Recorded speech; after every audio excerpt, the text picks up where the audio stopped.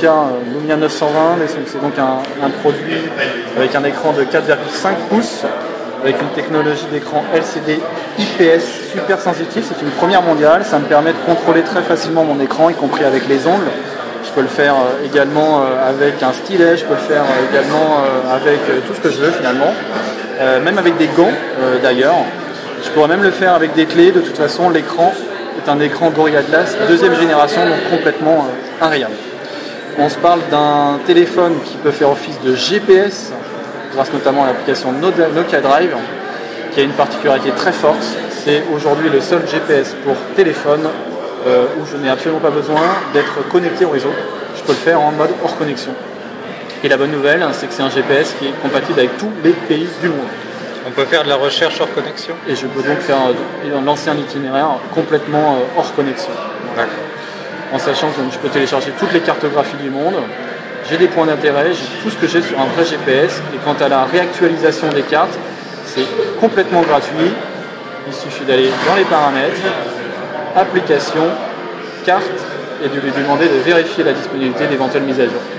Et je peux le faire en ce qu'on appelle OPA, c'est-à-dire mise à jour directe depuis mon téléphone, gratuitement. Okay.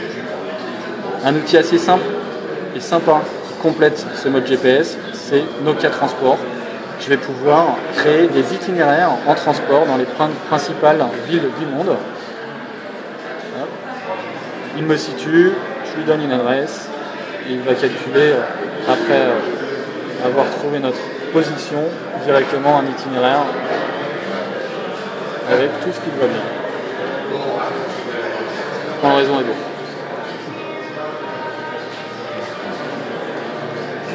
Je vais pouvoir lui indiquer directement une adresse. Et il me met, vous voyez, le détail. Quand je clique dessus, j'ai toutes les informations qui vont bien. Ok. Et deuxième outil qui complète le GPS à merveille, c'est Nokia Explore. Et Nokia Explore, ça va être une application de réalité augmentée qui va repérer tous les points d'intérêt à proximité. Vous voyez, c'est ce qui se passe ici. Je filme la rue, il repère tous les points d'intérêt. Si je clique par exemple sur restaurant, il va m'ouvrir une page avec toutes les informations sur ce restaurant qui sont le numéro de téléphone, les horaires d'ouverture, les photos éventuelles, les avis des internautes et tout ce qu'il y a également à proximité. Okay. Et donc si ça me plaît, je vais y aller maintenant tout de suite. Je lance l'itinéraire, mon GPS s'ouvre, même si je suis en connexion. Et je vais pouvoir m'y rendre assez facilement. C'est une solution vraiment tout en un. Ça c'est donc le premier gros point fort. Le second gros point fort de Nokia, c'est la partie photo.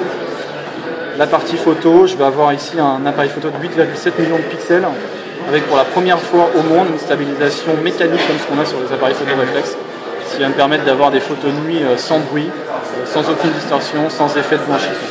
D'accord. Et à la limite, même si derrière ma photo ne satisfait pas, j'ai de toute façon un studio créatif qui est intégré, je vais pouvoir rajouter des effets ou modifier ma photo à la.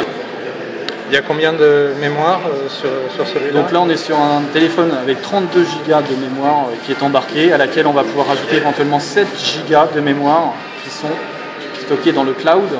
Ouais. Et le cloud chez Microsoft, ça s'appelle SkyDrive. D'accord. Toutes les photos que j'ai pu faire juste avant, y compris avec vous, je vais les retrouver sur mon espace de stockage.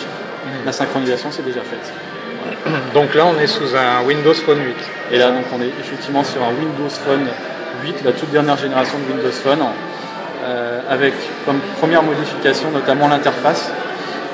Là où j'avais effectivement que 2 choix en matière de dimension d'icônes, j'en ai aujourd'hui 3, petites, moyennes, et éventuellement même très grandes si je le souhaite. Pour cela il suffit de faire un appui long et d'appuyer sur cette petite flèche, petite, très grande, moyenne. D'accord. J'ai la possibilité bien entendu de la personnaliser encore plus en les déplaçant également. Pour ça je fais un appui long, je déplace mon icône tout simplement. Et je peux même, si je le souhaite, changer la couleur de ces icônes. Je vais dans paramètres, je vais dans thème, je choisis les couleurs de mon choix et c'est dans la tête. Et donc on peut mettre les applications qu'on veut, et je peux effectivement tout mettre ce que je souhaite. Ça s'appelle vignetter. En fait, je peux tout vignetter. Je peux vignetter des applications, je peux vignetter également des outils pratiques, je peux vignetter également des contacts si je souhaite envoyer régulièrement des mails, des SMS à ces contacts en question sans passer systématiquement par mon répertoire.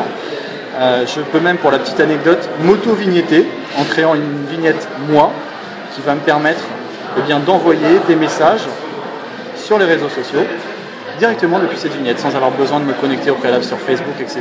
et d'aller chercher les contacts dans le répertoire.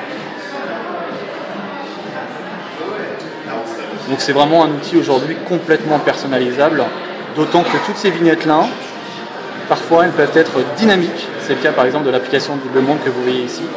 En temps réel, grâce à une technologie de flux RSS, j'ai l'information qui m'est donnée aussitôt. C'est le cas également de cette application que vous voyez, Groupon ici. Moi j'habite Rennes, j'ai toutes les promos, tous les deals du moment sur Rennes qui s'affichent directement sur ma tuile sans avoir besoin d'aller plus loin. Et ça c'est effectivement un gros point fort aujourd'hui d'interface Windows Phone qu'on ne va pas retrouver sur les autres systèmes d'exploitation. La taille de l'écran de celui-là? Alors on est donc sur un écran de 4,5 pouces. Et ce téléphone a un petit frère, son petit nom c'est le 820 qu'on aperçoit juste ici. Et celui-ci a un écran de 4,3 pouces. D'accord.